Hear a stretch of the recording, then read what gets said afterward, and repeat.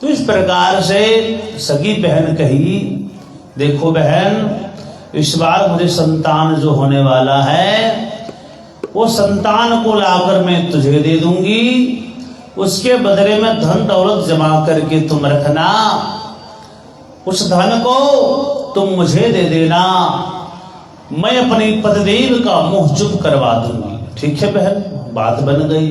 वाह बहन, बहन हो तो तेरी जैसी, इतनी बड़ी चिंता और कुछ ही क्षणों में सारा चिंता को तुमने दूर कर दिया, कम बड़ी बात नहीं बहन, इसके लिए मैं सदा आभारी रहूंगी। इस प्रकार से कहने के बाद सज्जनों, अब क्या हुआ, इधर झूठी सांत्वना अपने पतिदेव को देते रही और उधर सगी बहन बता देती कि फल को चेक करना है कि साधु महात्मा में पावर होता है कि नहीं, तो तुम बरसों से बंधी पड़ी है गैया, बंधिया है, कोई बच्चा नहीं दी है, खिला के देख लो, यदि बच्चा देती है तो जानना कि फल में दम था, पावर था।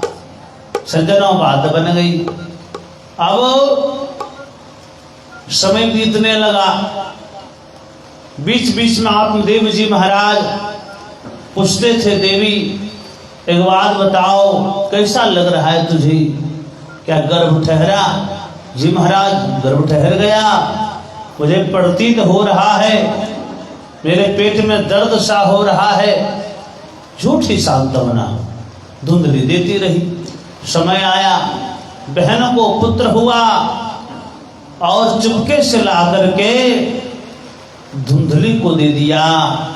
धुंधली उसके बदले में धन दौलत जो जमा करके रखी थी अपनी बहन को दे दी। उसके बाद महाराज इधर खबर जो है दासियों ने आत्मदेव जी महाराज को दे दिया कि हे पंडित जी महाराज, आप पिता बन गए हैं, आपके घर संतान का आगमन हुआ है। भोले भाले पंडित जी प्रसन्न हो गए और जो भी उनके पास था दान दक्षिणा सखियों को दे दिए। सज्जनों, आत्मदेव जी महाराज बड़े भोले थे, तो इस प्रकार से उछल पड़े महाराज। अब देखिए आश्चर्यचकित बात क्या है, 3 महीने बाद भी जैसे 3 महीने बीता, गौ ने भी एक मानव पुत्र को जन्म दिया। सज्जनों, उसका कर्ण गौ के समान था, इसलिए उसका नाम गौकर्ण रखा गया। इधर सज्जनों, जब धुंधली के पुत्र का नामकरण के बारे में चर्चा हो रहा था, सज्जनों, उसी समय पतिदेव कुछ कहते पंडित जी महाराज नाम के बारे में, तब तक धुंधली खड़ी हो गई। महाराज 9 महीने तक दुख को मैंने झेला है। इतने दुख सही हो महाराज, क्या बताऊं, अपने लहू से सींचा है, इसलिए इसका नाम भी मैं रखूंगी। क्या देवी, जो क्या नाम रखना है? बोले महाराज, मेरा नाम धुंधली है तो इसका नाम धुंधकारी होगा, जैसे तुम्हारी इच्छा। और इस तरह से महाराज लोग बधाइयां देने के लिए आने लगे। प्रभु बधाई हो महाराज, कहा एक भी संतान नहीं था। आज देखिए गौ ने भी मानव पुत्र को जन्म दिया है, कम बड़ी बात नहीं है महाराज। कहा आपके घर एक भी बच्चा नहीं था, बधाई हो। भगवान देते हैं तो छप्पड़ फाड़ के देते हैं।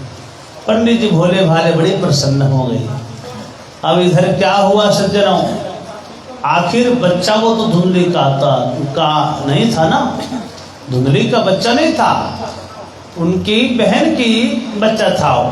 तो सज्जनों क्या हुआ, पंडित जी महाराज से धुंधली बोली, देखिए स्वामी जी क्या बात है देवी, तो मेरे बहन को बच्चा हुआ था, वो बच्चा ठहरा नहीं, तो इस समय मुझे दूध नहीं आ रहा स्तन में। महाराज स्तनों में दूध नहीं आने के कारण मेरा बच्चा भूखा रह जा रहा है। यदि आप कहें तो मैं अपनी बहन को बुला लेती, क्योंकि जानती थी बहन का बच्चा है, बहन आएगी तो दूध पिला देगी। पंडित जी महाराज किसको अपना बच्चा प्यारा नहीं होता है। पंडित जी महाराज बोले ठीक है देवी बुला लो, तुम्हारी इच्छा है, बुला ले सज्जनों। और स्तनपान करवाने लगी। दोनों बढ़े सज्जनों, कियत कालेन तौ जातो तरुणो तनयाबुभौ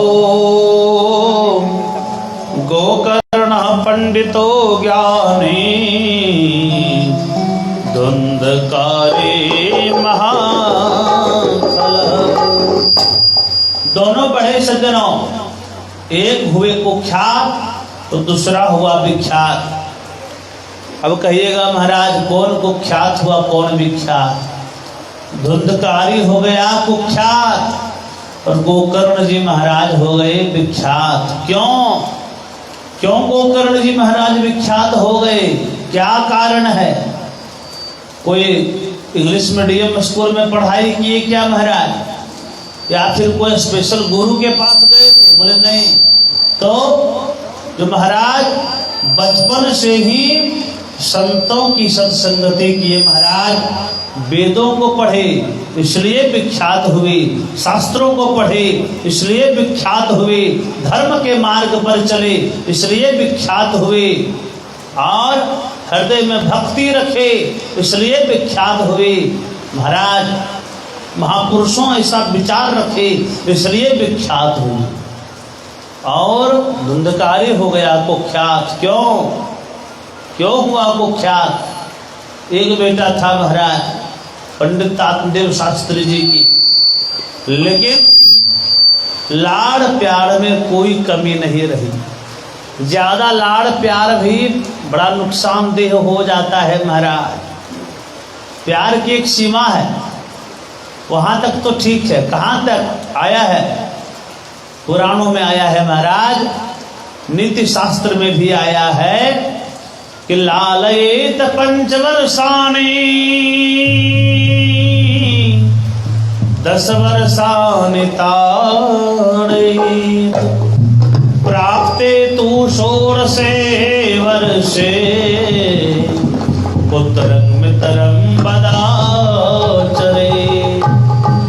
5 वर्ष तक बालक का लालन पालन करिए, कोई कमी नहीं दीजिए महाराज। लेकिन 5 से 15 वर्ष आने बीच का जो 10 वर्ष है उसमें कहा गया है ताड़ेत, माने मारना, बच्चे को मारना। ताड़ेत का मतलब है क्या, नहीं तो ताड़ना, निरीक्षण करना, उसको नजरों के सामने रखना, कहाँ जा रहा है, क्या कर रहा है, कैसे कैसे दोस्त है, क्या संगति है उसका, ये सब चीजों का निरीक्षण करना ही ताड़ेत कहलाता है। तो ताड़ेत, क्योंकि सज्जनों प्राप्ते तो 16 वर्षे, 16वां वर्ष जैसे उसका होगा, बेटा बेटा नहीं कंधा के बराबर हो जाता है, वो मित्र बन जाता है सज्जनों, मित्र बन जाता है। और मित्र बना भी देना चाहिए। क्यों, क्योंकि उसका विचारों से आपको अवगत होना होगा कि उसके मन में क्या चल रहा है। उसका मन में कोई दुख तो नहीं, कोई कष्ट तो नहीं तो पढ़ाई बाधित हो जाएगी। खुलकर बोले और खुलकर सुने, इस प्रकार से यदि करते हैं सज्जनों। देखिए बच्चा कहाँ जा रहा है। आज का समय कैसा है, आज का समय है, हाँ पिताजी पापा, आजकल तो डैडी आ गया है। डैड माने मरना, और उसी का एक रूप है डैडी। तो इंग्लिश, सब इंग्लिश का करामात है।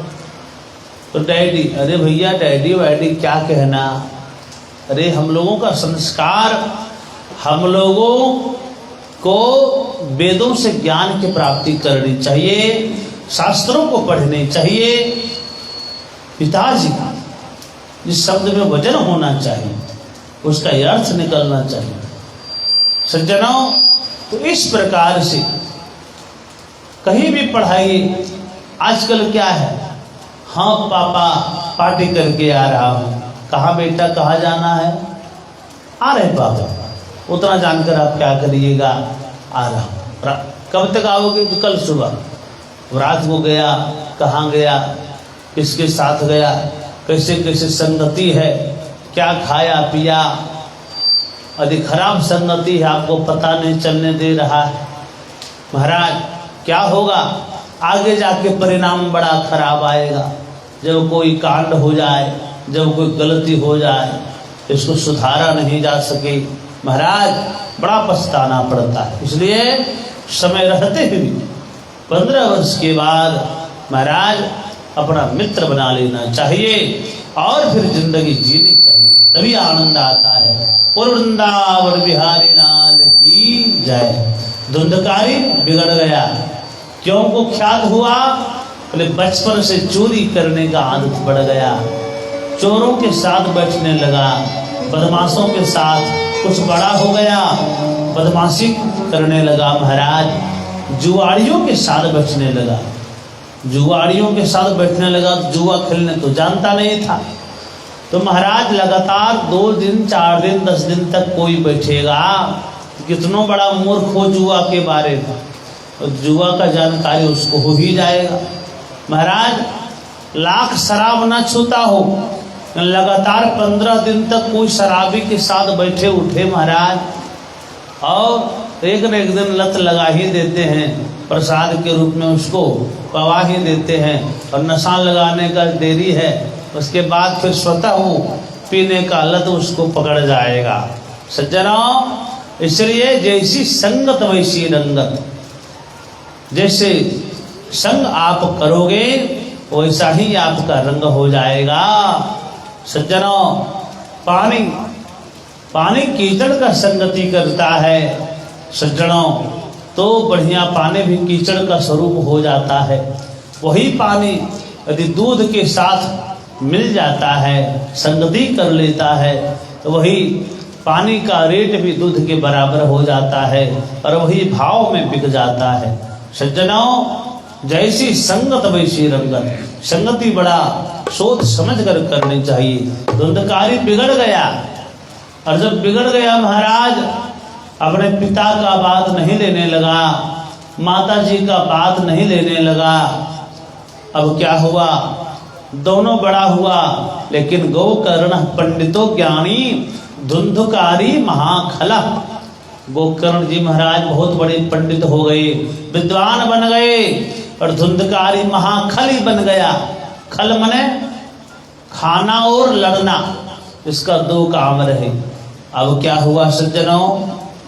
अब गोकर्ण जी महाराज तो तीर्थों में भ्रमण करते थे, लेकिन एक दिन रात्रि काल के बेला में धुंधकारी 2 थैले में मांस और मदिरा लेकर के अपना घर आया।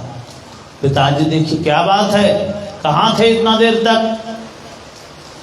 धुंधकारी बोले, पिताजी चुपचाप रहिए, मैं पार्टी कर रहा था, मित्रों के साथ में था, आपको क्या मतलब?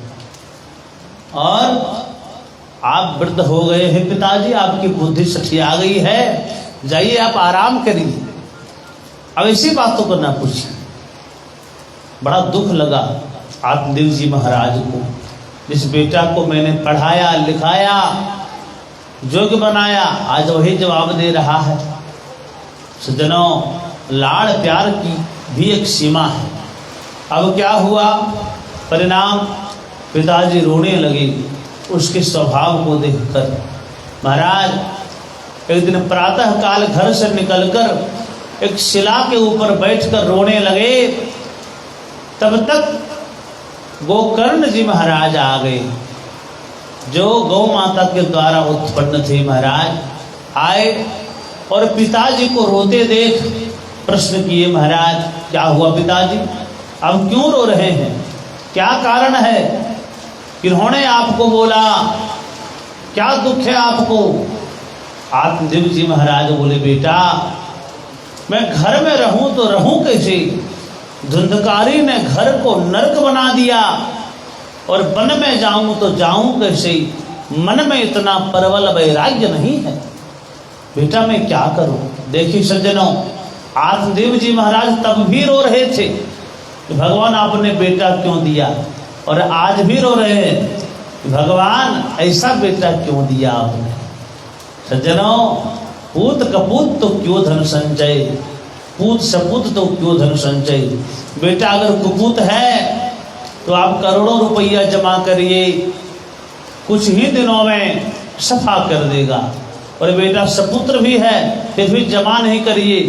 भैया क्यों, जमा करने की आवश्यकता नहीं है, संस्कार दीजिए, संस्कार मिल जाएगा तो धन स्वतः कमा लेगा। बोल वृंदावन बिहारी लाल की जय।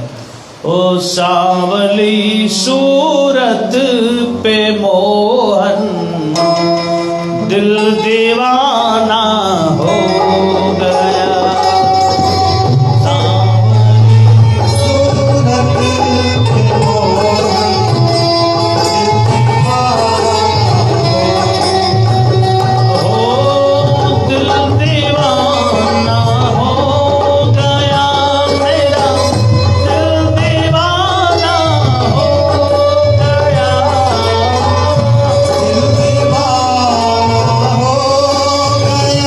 मेरा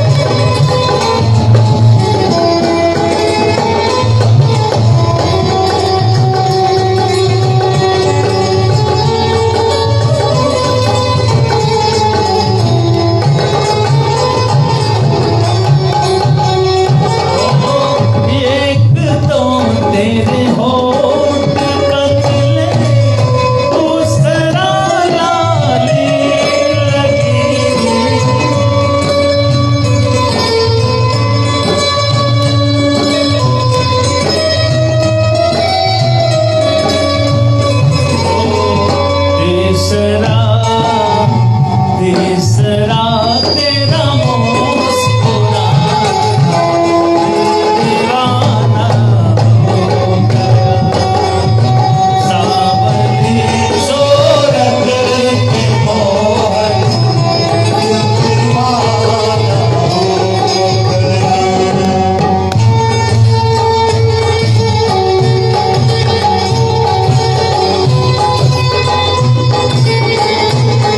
जय हो कल्याण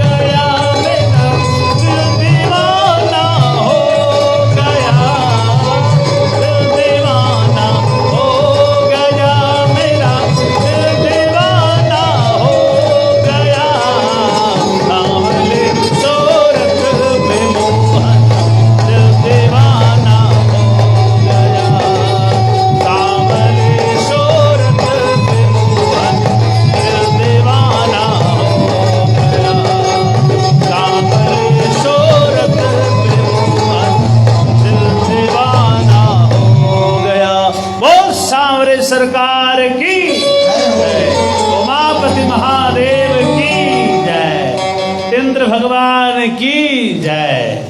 सज्जनों, इस प्रकार से भगवान के भजन में देखिए चाचा जी की तरफ से 100 रुपये का दान भगवान के चरणों में समर्पित हुआ। भगवान इनको स्वस्थ रखें, सब बाल बच्चे दिनों दिन प्रगति करें प्रभु कृपा से। बोल वृंदावन बिहारी लाल की जय।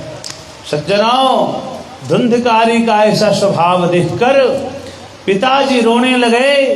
गोकर्ण जी महाराज प्रश्न किए, पिताजी क्या बात है, अब क्यों रो रहे हैं?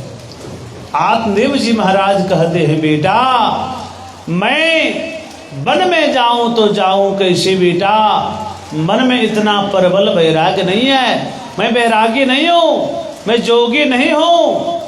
बनने के लिए कहा गया था जोगी बेटा, तब अगर मैं जोगी बन गया रहता, पुत्र की कामना नहीं किया रहता, तो शायद मुझे अब तो भगवान मिल गए होते, या फिर धर्म के मार्ग पर मैं आगे बढ़ गया होता। लेकिन बेटा घर में रहूं तो रहूं कैसे? घर में भी मैं नहीं रह सकता, क्योंकि धुंधकारी ने घर को घर रहने ही नहीं दिया, नरक बना दिया। क्यों पिताजी? तो बेटा रात को मांस मदिरा लेकर के आता है, जो अपने जीवन में मैंने मांस की ओर देखा तक नहीं, मदिरा को छुआ तक नहीं, ऐसे घर में अगर मांस मदिरा आने लगी बेटा, तो ये घर घर नहीं है, वो नरक हो गया। सज्जनों, इसलिए कहा जाता है घर तभी तक घर है जब तक घर के अंदर शराब का प्रवेश नहीं हुआ। सज्जनों, क्योंकि उसमें घोर कली का वास है। शराब पी लिए, समझ लिए कली के अंदर आप हो गए, कली ने आपको वशीकरण कर लिया। फिर आप नहीं बोलिएगा, जो वो चाहेगा वो आप करिएगा। जुआ में बैठिएगा, वो कलयुग का प्रभाव है, वो आप नहीं खेलिएगा, जो हारना होगा सब हार जाइएगा, आपको पता नहीं चलेगा। कलयुग का स्थान है, उसका प्रभाव है। बोल वृंदावन बिहारी लाल की जय। तो बेटा वन में जाऊं तो जाऊं कैसे? तो गोकर्ण जी महाराज बड़ा सुंदर उपदेश देते हैं कि पिताजी वन में जाने से होगा भी क्या? वन में जाने से यदि हरि मिलते होते तो शेर का तो जन्म ही वन में होता है। भगवान से सज्जनों कभी मिल गए रहते, यदि वन में जाने से हरि मिलते होते तो गीदड़ का तो जन्म ही वन में होता है। पर पिताजी वन में जाने से क्या होगा? आप जहीं हैं वहीं रहिए और मन को ही वन बनाइए पिताजी, और हरि का नाम जपिए। बहुत सुंदर उपदेश दिए पिताजी। देहे स्थिमां शरुधिरे अभिमतिं तजत्वं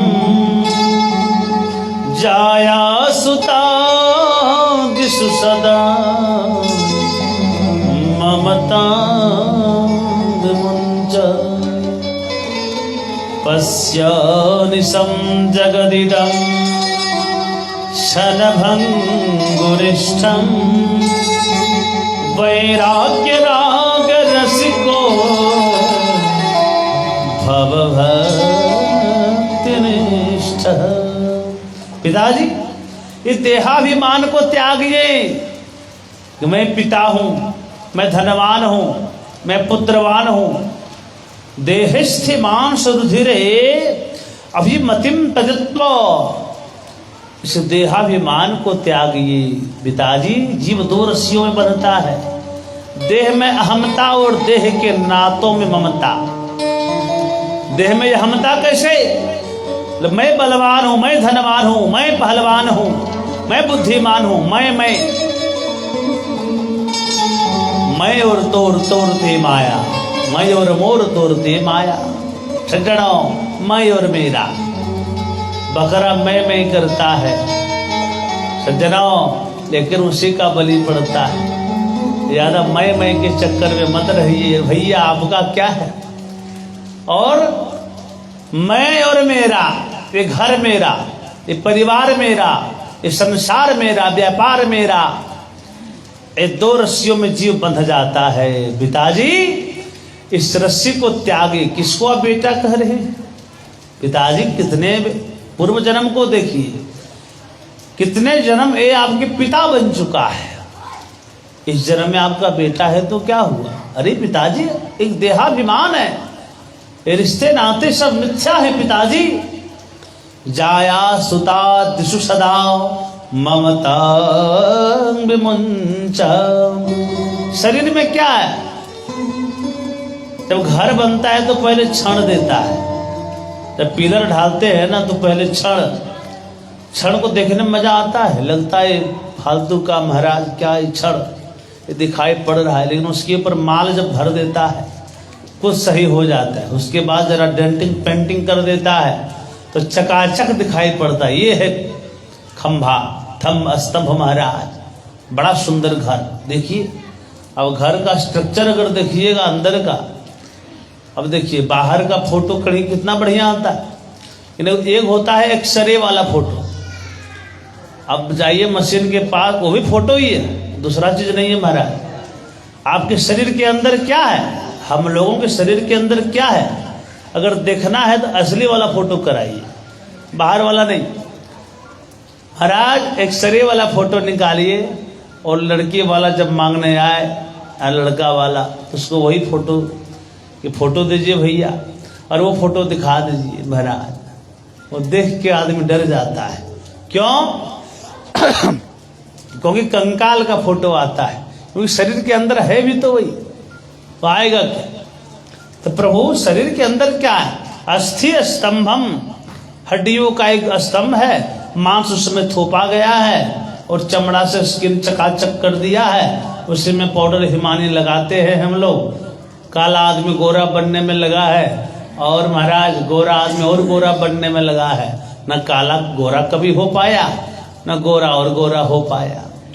चाहे संसार का कोई भी क्रीम बना लगा लीजिए, तो भगवान जो बना दिए आपको नेचुरली कलर, वो वही रहेगा सज्जनों। तो यह एक शरीर है, एक शरीर है, इसमें अभिमान किस बात का? अरे भाई इसमें पेटी है, जो खाते वो पचता है, सोचिएगा तो अपने आप से थोड़ा खराब लगता है। पेट में आपका विष्ठा है, मूत्र है महाराज, और क्या है शरीर में? भागवत के अनुसार मलमूत्र का बहान कहा गया है सज्जनों शरीर को। और क्या है शरीर में? अभिमान। क्यों क्यों अभिमान कि मैं बलवान हूं, मैं पहलवान हूं, मैं बुद्धिमान हूं? ये मिथ्या अभिमान है सज्जनों। इस शरीर को अगर 10 दिन धोया ना जाए तो सज्जनों इसके साथ बैठना बड़ा मुश्किल हो जाता है। जो नहीं नहाया हो 15 दिनों से, 1 महीना से, उसके पास बैठने में भी आपको खराब लगेगा, चाहे बेटा ही क्यों ना हो। तो इस शरीर का, अरे सज्जनों माताएं बहनों, जो भोजन सुबह बनता है शाम को बासी हो जाता है, 2 दिन के बाद दुर्गंध आने लगता है, और उसी भोजन से शरीर बना है, तो इसमें सुगंध कहाँ से आएगा? तो ये भी तो एक वैसा ही मटेरियल है प्रभु। तो शरीर की नित्यता कैसी? जाया सुता दिशु सदा ममता में मुंजा। पिताजी इसलिए अभिमान को त्यागे और पश्चा निशम जगदिदम, इस संसार को देखिए सब क्षण भंगुर है। जपले हरि नाम यरी रसना, कल प्रात को जान हिली न हिली। अरे सज्जना कलिकाल कुठार लिए फिरता। सज्जनों ये कलिकाल जो है काल रूपी ब्याल कुठार लिए घूमता है, जब बारी आएगी तुरंत। इसलिए किसी को भी ये करना बंद करें। देखिए सज्जनों, किसी को मारने का अधिकार उसी को है। किसी को आपने काट दिया और आपको बोले कि भैया 5 लाख ले लो, इसको जिंदा कर दो, हमारा ये संभव है। जब जिंदा करना संभव है तो आप उसे मार कैसे सकते हैं? सज्जनों किसी भी जीव की हत्या करना बहुत बड़ा पाप है। सज्जनों, अब आत्मदेव जी महाराज को समझाने लगी। गोकर्ण जी महाराज, पिताजी अभिमान को त्याग, ये संसार क्षण भंगुर है, जपले हरि नाम अरे रसना। कल सवेरे आप रहिएगा, कोई गारंटी नहीं है। इस समय आप हैं और इसी समय आप हरि का भजन करिए, इसी से आपका बेड़ा पार होने वाला है। ओ गोविंद बोलो हरि गोपाल बोलो, गोविंद बोलो हरि गोपाल बोलो, गोविंद बोलो हरि गोपाल बोलो, गोविंद बोलो हरि गोपाल बोलो, गोविंद बोलो हरि गोपाल बोलो, गोविंद बोलो हरि गोपाल बोलो, राधा रमन हरि गोविंद बोलो, राधारमण हरि गोविंद बोलो हरि गोपाल बोलो।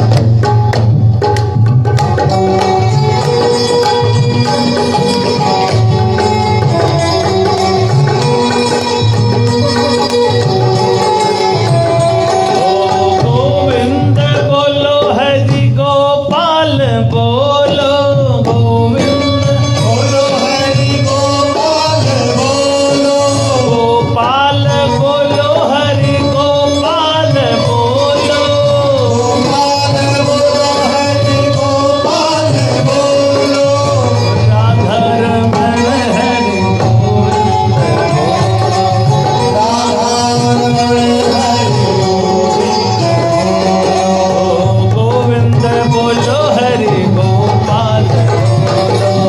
गोविंद बोलो हरि गोपाल बोलो, गोविंद बोलो हरि गोपाल बोलो, गोविंद बोलो गोपाल बोलो, गोविंद बोलो हरि गोपाल बोलो, गोविंद बोलो हरि गोपाल बोलो। बोल गोविंद भगवान की जय, श्री बांके बिहारी लाल की जय। इस ढंग से महाराज सेपरेट करिए। तो सज्जनों, इस प्रकार से भगवान की कथा। अब गोकर्ण जी महाराज वहां पर आत्मदेव जी महाराज को एक मुक्ति के बारे में बताए हैं। सज्जनों, हम लोग भी सुनते हैं, आप लोग भी जानते हैं कि कथा सुनने से मुक्ति होती है, भगवान की पूजा करने से मुक्ति मिलती है। ये मुक्ति क्या है? क्या मर जाना ही मुक्ति है? मर जाना अगर मुक्ति होती तो आदमी सुसाइड करके मर जाता है, उसको लगता है जीवन पीछा छुड़ा लिया महाराज, तो वो भी मुक्त हो जाता। क्या मरना मुक्ति है? तो नहीं महाराज, कदापि नहीं है।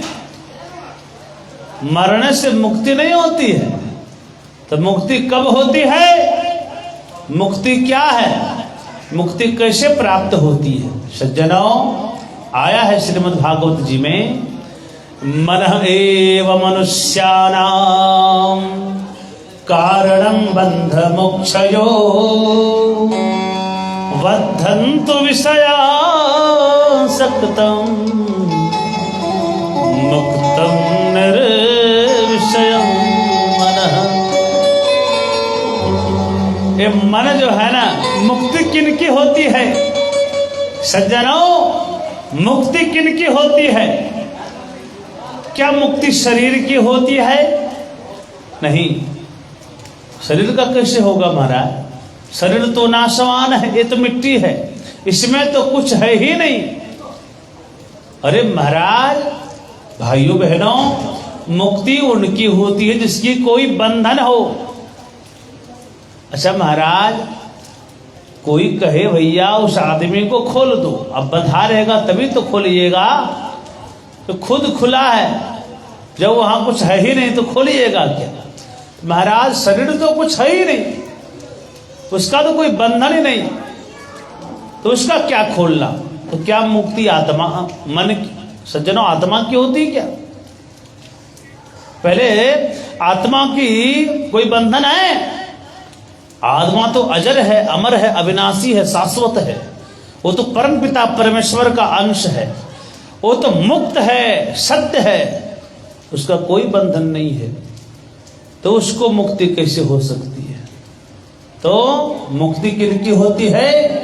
मनः एव मनुष्याणां कारणं बंध मोक्षयो बद्धंत विषयासक्तं मुक्तम निर्विषयं मनः। मुक्ति मन की होती है सज्जनों, मुक्ति मन की होती है। मन अगर विषयों से लगा हुआ है, मन अगर विषयों से बंधा हुआ है तो आप बंधन में हैं। मन अगर विषयों से, वासनाओं से अनासक्त हो गया, हट गया, तो आपकी मुक्ति है। मन के हारे हार है, मन के जीते जीत, मन ही मिलावत राम सो, मन ही करत फजी। ये तो गति है अटपटी, झटपट लखहि न कोई, और जब मन के खट पट मिटहि तो चटपट दर्शन हो। सज्जनों देखिए, ताला देखिए हम लोग, ताला में एक ही चाबी होती है, चाबी को इधर घुमाइए ताला बंद, चाबी को उधर घुमाइए ताला खुल गया। एक ही चाबी है जो कि बंधन में भी डाल रहा है ताला को, और वही चाबी है जो ताला को खोल भी रहा है। वही ये मन है, वही मन है जो आपको पतन भी कर सकता है। यही मन को अगर विषयों की तरफ मोड़ दीजिए, वासनाओं की तरफ, मोह माया की तरफ, आप पतन हो जाइए, आपका अस्तित्व खत्म हो जाता है। ही मन को इधर घुमा दीजिए, हरि की तरफ, भगवान की तरफ, सत्संग की तरफ, भजन की तरफ, कीर्तन की तरफ, आपकी मुक्ति है। सज्जनों यही मन है, तो मन को हरि के चरणों से जोड़े रहिए, क्योंकि मुक्ति मन की होती है। और मुक्ति मरने के बाद नहीं, आपके जीते जी ही मुक्ति मिल जाती है। सज्जनों आपको मुक्ति प्राप्त हो जाती है। मरना तो प्रक्रिया है, वो तो शरीर का अंत होता है, आत्मा चोला बदलती है। बोल वृंदावन बिहारी लाल की जय। सज्जनों इस प्रकार से धुंधकारी बड़ा दुख देने लगा। पिताजी को गोकर्ण जी महाराज और भी उपदेश दिए हैं। गोकर्ण अध्याय का नाम से ही जाना जाता है। ये बहुत बड़ा उपदेश है। बोले पिताजी, अन्यस दोष गुण चिंतन मास मुक्तवा सेवा कथा रसमहो नितराम पिबत्तमम।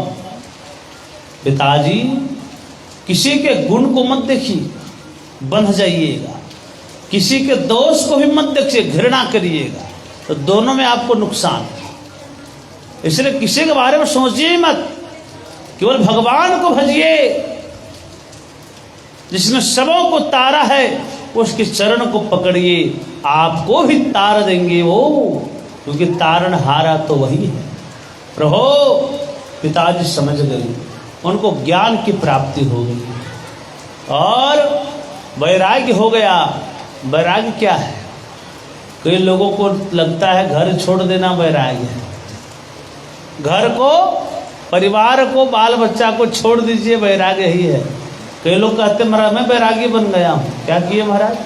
तो विवाह नहीं हुआ, विवाह हुआ है, कुछ दिन के बाद सबको छोड़ दिया। अरे भैया, जब वजन बढ़ गया तो छोड़ दिया, जब माल मटेरियल मांगने लगा, डिमांड बढ़ गया तो घर छोड़ दिए, परिवार छोड़ दिए। इसको वैराग नहीं कहते हैं, इसको कहते हैं पीठ दिखा के भागना।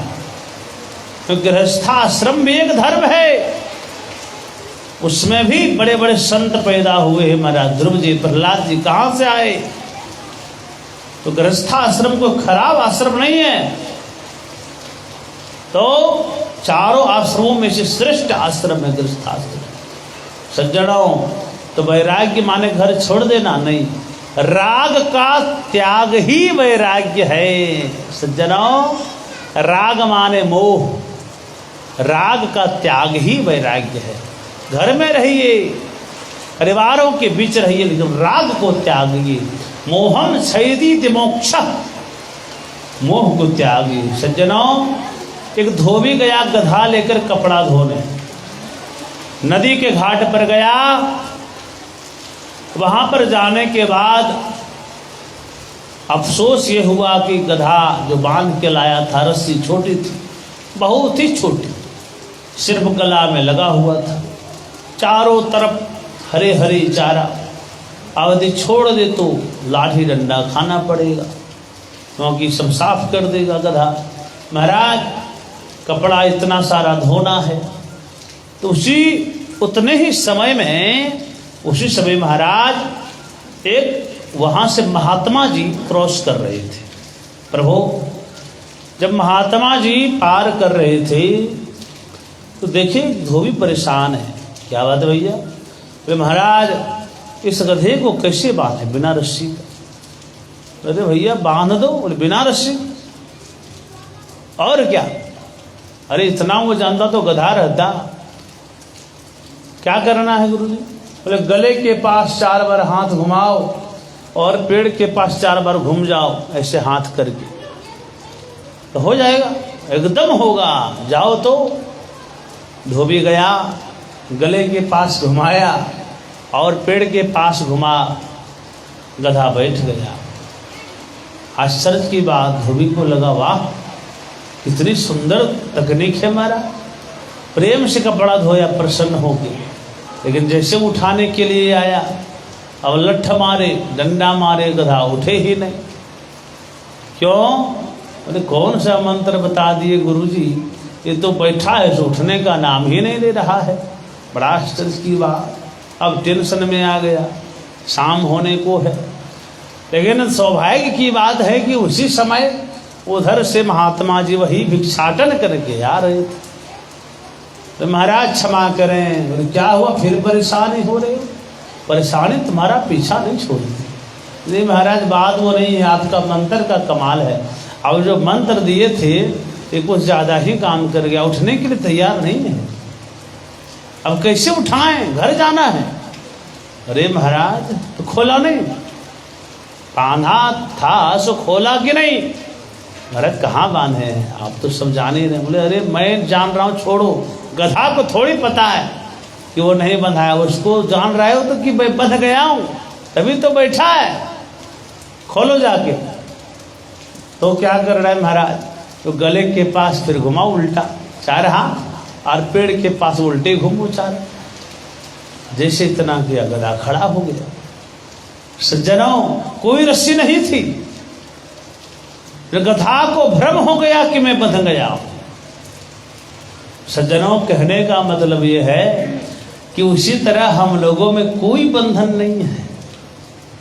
हम लोग मुक्त हैं, लेकिन भ्रमित हो जाते हैं कि मैं बंध गया, मैं बंध गया, बड़ी बंधन। अरे सज्जनों, कुछ नहीं है, सब सोच का फेरा है। बोल वृंदावन बिहारी लाल की जय। इस ढंग से सज्जनों, अब आत्मदेव जी महाराज को ज्ञान की प्राप्ति हो गई और वो भागवत की 10वें स्कंद का पाठ करने लगे। आज भी जो भागवत जी के 10वें स्कंद का पाठ करते हैं, उसको वैकुंठ से रोकने वाला कोई पैदा नहीं हुआ। सज्जनों, जिसके गले में कंठी हो, समझिए रिजर्वेशन कम कन्फर्म है, उसको नरकों को देखना नहीं पड़ेगा। भले चाहे जैसे भी हो, कितनो बड़ा पापी हो, तो तुलसी की माला है ही इतनी पवित्र, यदि आपके गले में है तो जमदूत 100 फीट दूर भागते हैं। आपके पास आने से उसको करंट लगता है 33,000 होने का। जब कोई आदमी 11,000 को छूने का प्रयास करता है महाराज, दूर में फेंक देता है। तो बड़ा उसी तरह महाराज, तो गले में कंठी माला हो, तिलक हो, आपके पास जमदूत नहीं आ सकते। आएंगे कौन? विष्णु के दूत। तो इस तरह से महाराज दशम स्कंद का पाठ आज भी जो करेंगे, आज नहीं, जब तक संसार रहेंगे। कई लोग कहते हैं कलयुग आ गया महाराज, घोर कलयुग आ गया, भैया पढ़ना लिखना तो है नहीं, अध्ययन करना तो है नहीं, और कलयुग के बेचारे के पीछे पड़े हो। अरे कलयुग का प्रभाव जगह जगह पर है, हर जगह थोड़ी है महाराज, हर जगह थोड़ी उसको मिला है, उसको सीमित जगह मिला है। जुआ मिला है, सोना मिला है। अब कई लोगों को भ्रम होता है कि सोने में कलयुग का वास है, तो सोना पहने कि नहीं। अरे भैया, सोने में तो वास है, लेकिन सभी सोने में वास है क्या? बोले नहीं। तो कौन सी सोने में?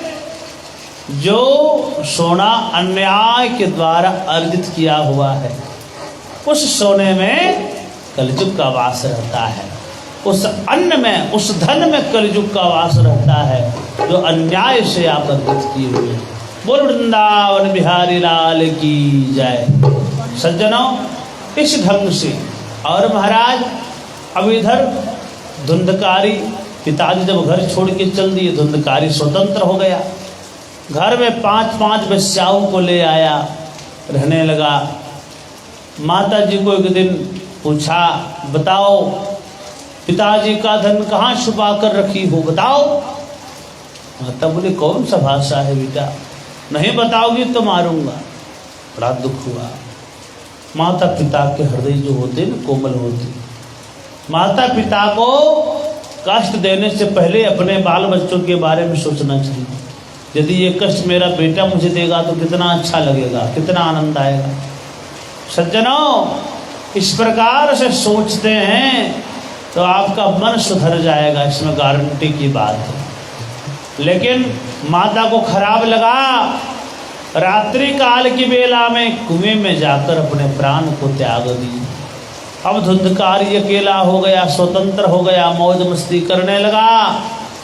गोकर्ण जी महाराज आकर पूछे, भैया मैं जाता हूँ तीर्थों में। उनको लगा कोई ठिकाना नहीं है, असुरों का और विषयी पुरुषों का कब दिमाग घुर जाए, कोई कहने का ठिकाना नहीं। तो भैया मैं जाता हूँ तीर्थों में, जाओ जाओ। और वेश्याओं के साथ रहने लगा, विषयोग भोग करने लगा। धुंधकारी बहुत बड़ा पापी बन गया। सज्जनों, वेश्याओं को क्या चाहिए? आपका सुंदर हृदय या सुंदर घर? कुछ नहीं, आपका धन चाहिए, आपका दौलत चाहिए। प्यार से मतलब नहीं। स्त्री नाम नैव तो विश्वासो दुष्टाणाम कार्येद बुधा। दुष्ट स्वभाव वाली स्त्रियों पर भरोसा नहीं करनी चाहिए, पैसे पर बिकने वाली स्त्रियों पर भरोसा नहीं करनी चाहिए। सज्जनों, अब बात ये हुई कि धुंधकारी का जब सारा पैसा खत्म हो गया तो अब चोरी करने लगा, डाका डालने लगा। और इसी ढंग से महाराज एक बार ऐसा जगह डाका मारा कि बहुत सारा माल वहां से चुरा के ले आया। और प्रभु वेश्याओं को लगा कि बहन सावधान, क्या इतना सारा धन है, सोना चांदी हीरा मोती है। राजा साहब को पता चल गई तो सज्जनों काम तमाम कर देगा। बहनों सावधान हो जाओ, सावधान। तो क्या करना है? बोले काम करो, ये धन को हम 5 बांट लेंगे, और इसका क्या करना है? और इसको एक काम करो, इसको मार दो। और ही जमीन में गाड़ दो। कोई पूछे तो बता देना कि परदेश गए हैं कमाने के लिए मेरे पतिदेव। अच्छा ठीक है, ठीक है बहन। अब रात्रि काल को जब धुंधकारी घर आया, खूब मदिरा पिलाया, और मदिरा पिलाकर वेश्याओं ने वही चारपाई में बांध दिया पैर हाथ, और जलती हुई अंगारों से उसके मुंह में धकेलने लगा महाराज, लकड़ियां धकेलने लगा, जलती हुई लकड़ी देने लगा।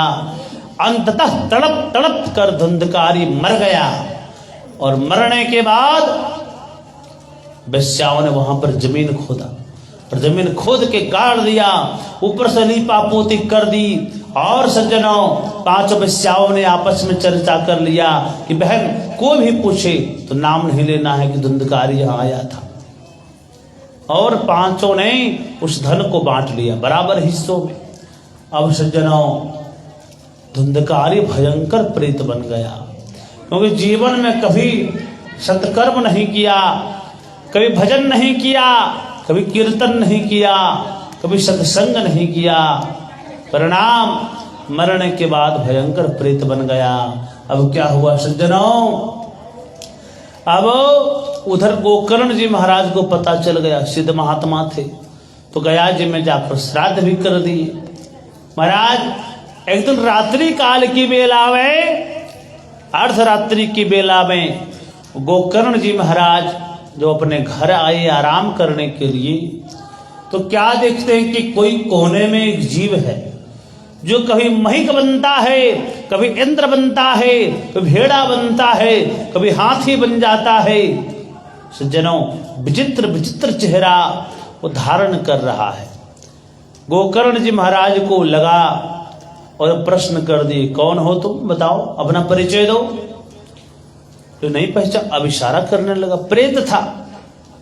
तुरंत कमंडल से जल निकालकर छिड़के, और जैसे छिड़के शक्ति आ गई, और वह प्रेत बोलने लगा, क्या कि यहं भ्राता त्वदीयो समी धुंधकारीति नामतः स्वकीयनैव दोषेण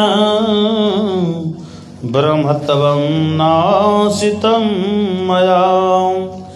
मैं आपका भाई धुंधकारी हूं, भैया कुछ उपाय करिए, बड़ा कष्ट होता है प्रेत जोनी में। अरे हाँ भैया, ब्राह्मण वर्ण में जन्म तो लिया, लेकिन कर्म बड़ा नीच का रहा। सज्जनों, बड़ा वर्ण में जन्म लिए, बड़ा उत्तम परिवार में जन्म लिए, इससे बड़ी बात नहीं है।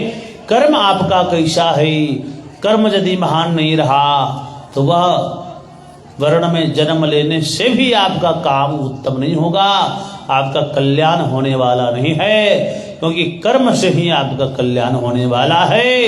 इसलिए भगवान से जुड़ा हुआ ही कर्म करिए, जीवन को बर्बाद मत करिए। सज्जनों, अब वहां पर गोकर्ण जी महाराज को बड़ा कष्ट हुआ, तो धुंधकारी को बताए कि देखो भैया, तुम्हारे लिए गया जी में श्राद्ध भी किया था, क्या तुझे मुक्ति नहीं मिली?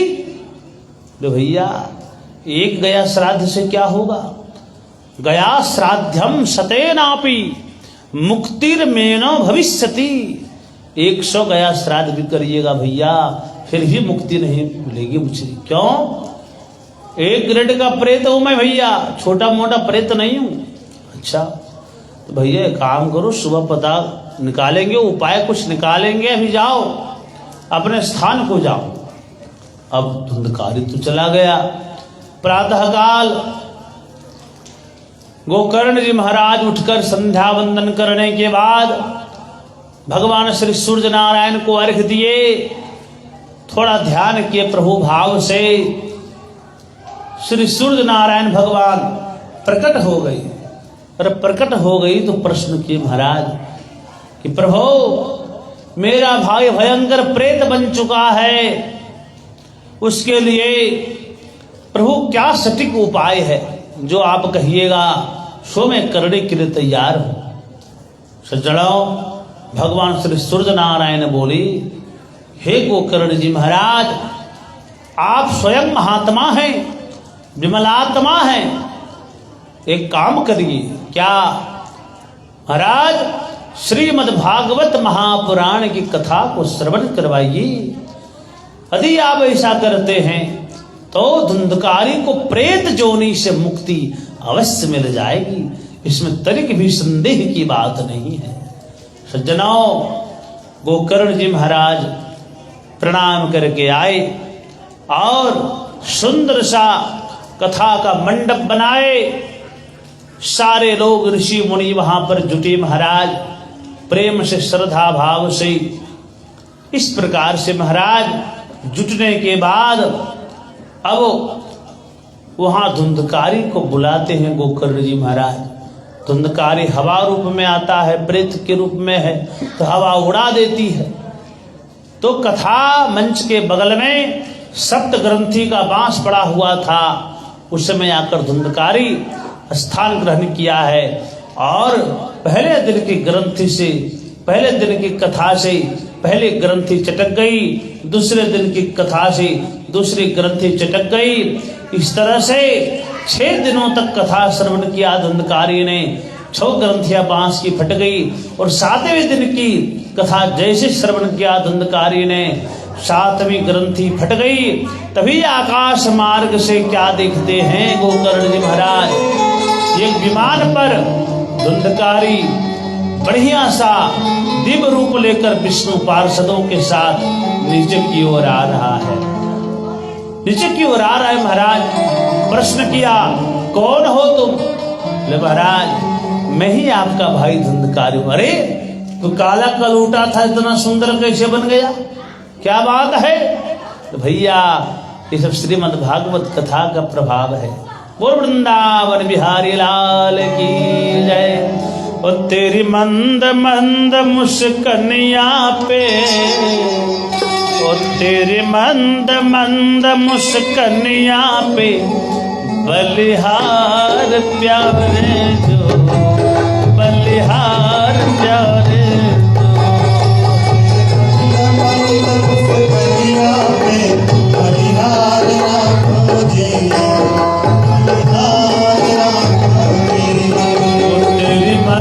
मंद मुस्कनिया पे, तेरी मंद मंद मुस्कनिया पे बलिहार राघव जी, बलिहार राघव जी, बलिहार राघव जी, बलिहार राघव। जय हो।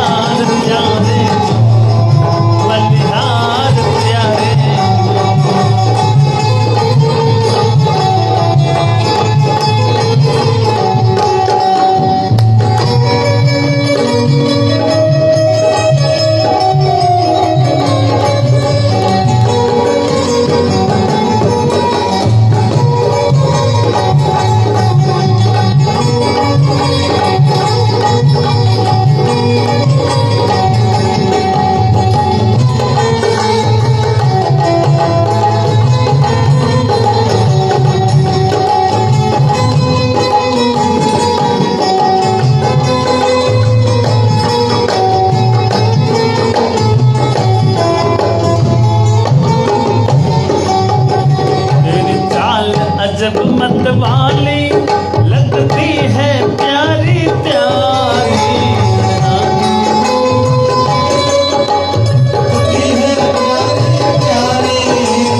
चाल अजब मत वाली लगती है प्यारी प्यारी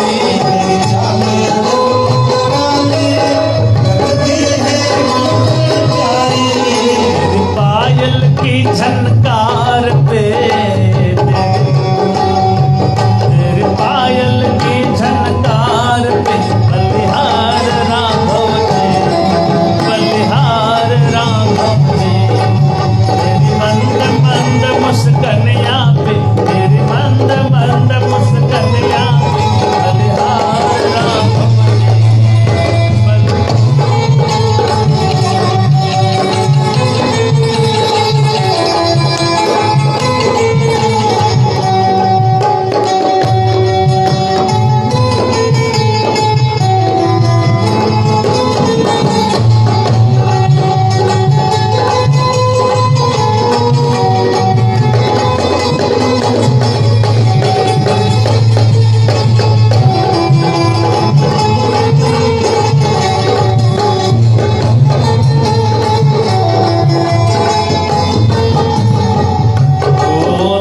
सत में राधा प्यारी लगती है म्यारी प्यारी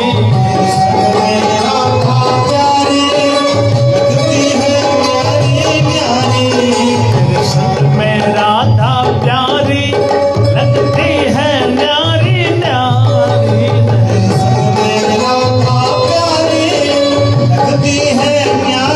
न्यारी तेरे इस जुगल छवि पे बलिहार राघव जी बलिहार राघव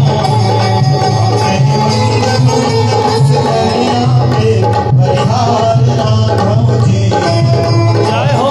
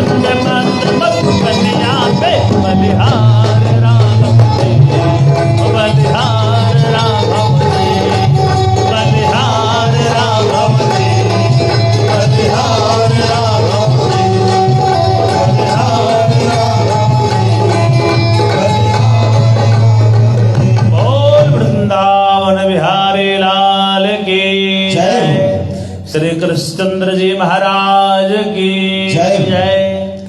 सज्जनों, तो इस प्रकार से भगवान के चरणों में अब जब धुंधकारी श्रीमद् भागवत कथा के प्रभाव से जब उसका प्रेत जोनी छूट गया, दिव्य रूप लेकर के विमान पर सवार होकर के विष्णु पार्षदों के साथ जब आकाश मार्ग से नीचे की ओर आने लगा तो गोकर्ण जी महाराज देखे और विष्णु पार्षदों को बुलाए, इधर आओ। क्या बात है महाराज? बोले एक बात बताइए कि यत्रैव बहवः सन्ति श्रोतारो मम निर्मला आनितानि विमानानि न तेषां युगपत् कुतः। हे विष्णु पार्षदों, एक बात बताइए, यहाँ एक श्रोता है कि अनेक श्रोता है? नहीं प्रभु, अनेक श्रोता है। तो आप विमान सबों को ले जाने के लिए लाए हैं कि एक सिर्फ धुंधकारी के लिए विमान आया? नहीं महाराज, केवल धुंधकारी के लिए। तो क्यों ऐसा भेदभाव क्यों? भगवान की कथा में कहीं भेदभाव होती है क्या? प्रभु की कथा तो बराबर का अधिकार प्रदान करती है, अंधा हो या लूला हो या लंगड़ा हो। आप ऐसा भेदभाव क्यों करें प्रभु? तो महाराज, श्रोता तो अनेक हैं, लेकिन कथा केवल धुंधकारी ने श्रवण किया। बोले क्या महाराज, क्या कान केवल धुंधकारी के पास ही है क्या? और सब बहरे हैं क्या? तो नहीं महाराज, बहरे तो नहीं है, लेकिन कथा सुने हैं हजारों ने, लेकिन चिंतन केवल धुंधकारी ने किया है। कथा सुनने की एक पद्धति है क्या? पहले श्रवण, फिर मनन, फिर निधिध्यासन। आने पहले आप श्रवण करिए और जो श्रवण किए उसका चिंतन करिए, फिर उसको अपने जीवन में उतारने की चेष्टा करिए। सज्जनों, इस भांति से काम होगा। किस तरह महाराज, आपको बुखार लग गया, आप डॉक्टर के पास जाते हैं और डॉक्टर साहब दवाई का नाम बता दिए भैया, तो क्या आपकी बीमारी खत्म हो जाएगी? नहीं, दवाई ग्रहण करनी पड़ेगी। दवाई खाइएगा तभी बीमारी दूर होगी ना महाराज। केवल नाम सुनने से काम नहीं होगा। नाम सुनने से उपाय मिल गया कि कैसे हम इस दवा को खाकर बीमारी दूर कर सकते हैं, लेकिन बीमारी दूर करने के लिए दवा खानी ही होगी। प्रभु, एक मरीज गया डॉक्टर के पास, डॉक्टर साहब जांच कर लिए। सारा जांच करने के बाद बोले, देखो भाई साहब, अब आपको हल्का भोजन करना होगा। ठीक है महाराज, ठीक है डॉक्टर साहब, हल्का भोजन ही करेंगे।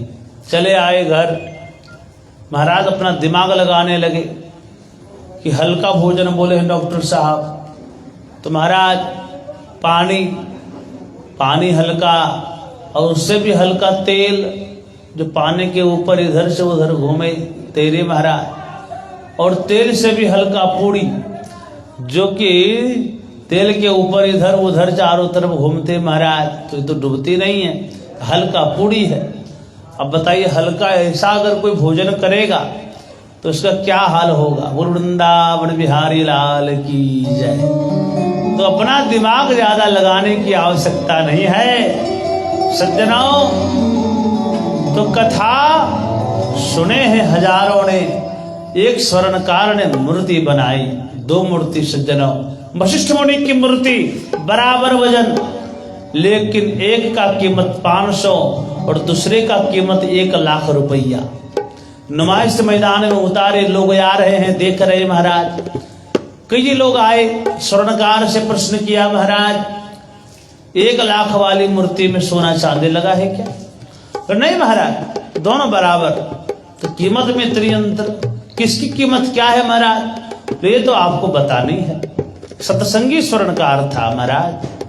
तो सत्संगी जो रहते हैं उसका बोलने चलने का ढंग कुछ बदल जाता है सज्जनों। अब क्या हुआ, सारे लोग आ रहे हैं और मूर्ति के कानों में कोई सुत्ता, कोई उंगली डाल रहे हैं, झांक झांक के देख रहे हैं कुछ सोना चांदी लगा है क्या, कोई पता नहीं कर पाए। उतने ही देर में उनका गुरुजी जो थे वो उधर से निकल पड़े, दृष्टि पड़ गई महाराज, उनके सम्मुख में आ गए। राम राम हुआ दोनों में भैया। उसके बाद बोले क्या बात है भगत जी, क्या है? गुरु जी 2 मूर्ति बनाए बस, क्या कीमत है? बोले गुरु जी ये आपको बतानी है, लेकिन एक का कीमत 500 है और दूसरे का कीमत 1 लाख रुपया है। ठीक है, पतला सा धागा लिए, सुतली लिए गुरु जी, मेढ़े उसको दोनों हाथों में से, और पहले मूर्ति के कान में जब डाले तो धागा इस पार डाले तो उस पार निकल गया, उस कान से बाहर निकल गया। बोले मूर्ति 500 की है ना? जी गुरु जी, सही पहचाना आपने।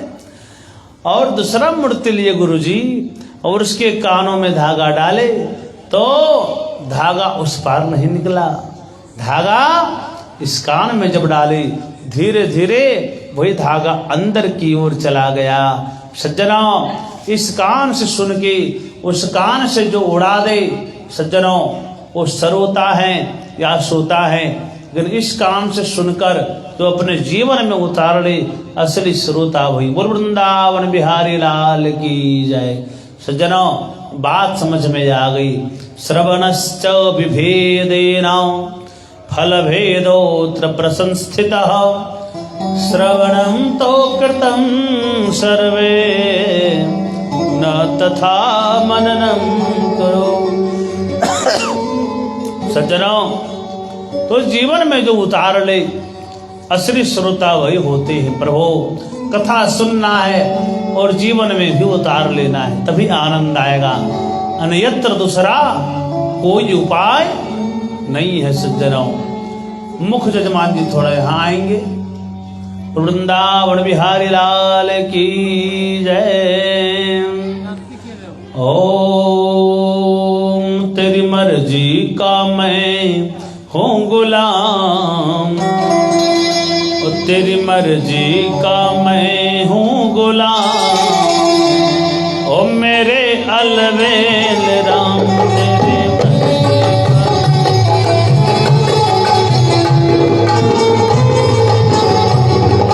अलवेल राम, मेरे अलवेल राम,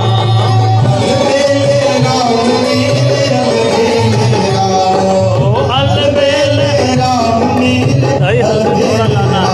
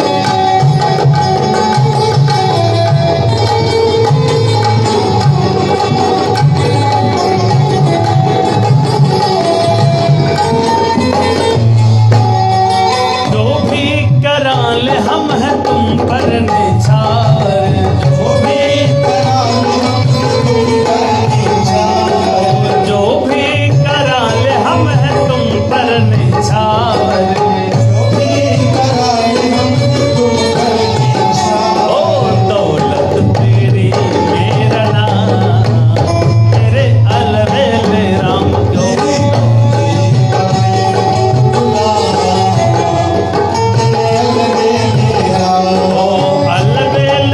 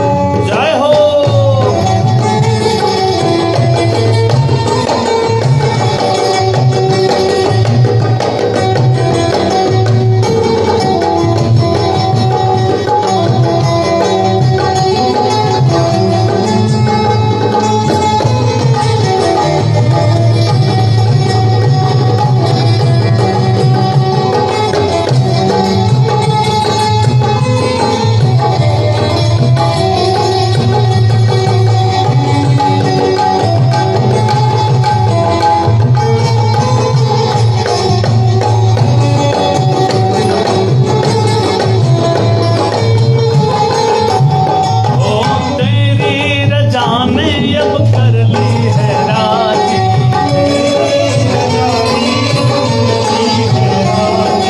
तेरी रजा ने अब कर ली है राजी,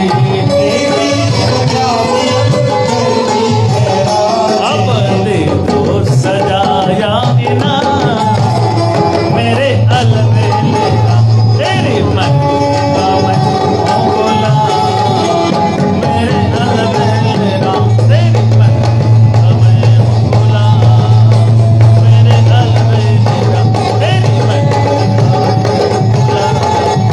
मेरे अलबेला। और वृंदावन बिहारी लाल की जय। इस तरह सज्जनों धुंधकारी को प्रेत जोनी से मुक्ति मिल गई। सज्जनों भगवान अवतार क्यों लेते हैं? भगवान के बिना काम चलने वाला नहीं है।